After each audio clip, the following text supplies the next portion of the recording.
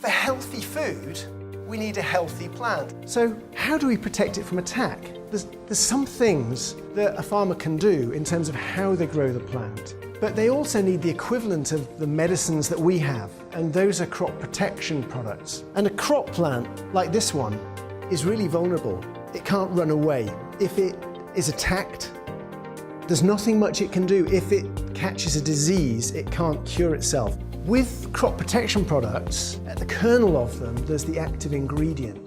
The active ingredient is normally a molecule or maybe more than one molecule that is precisely designed to kill a pest or a weed or a disease or solve a problem. It may actually solve a stress that the plant is under.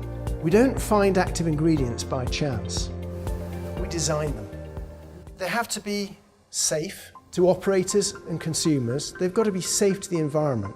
They've got to be really effective in use, easy to use.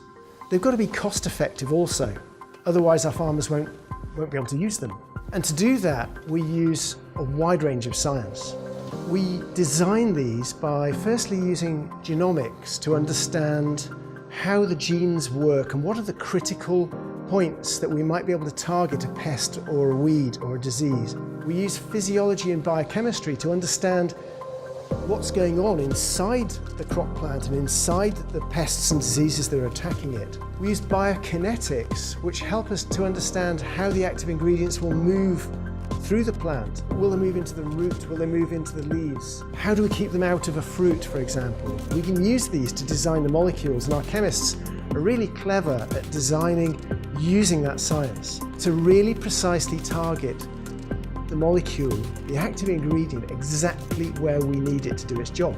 This has had a huge benefit. Back in the 1960s, there were tens of kilos of active ingredient being applied to a hectare of a field. Today, it's tens of grams. It's minuscule. Because of this precision, over the last 30 years, we've lost 30% of active ingredients globally because they no longer work effectively or they no longer meet societal expectations. When we're designing now, I'm not designing for what we need now, what our farmer needs today. I'm thinking 10, 15, 20 years into the future. What will they want? What will my kids want? What will you want on your table in 10 or 15 years? And then how can we design our active ingredients to meet those expectations?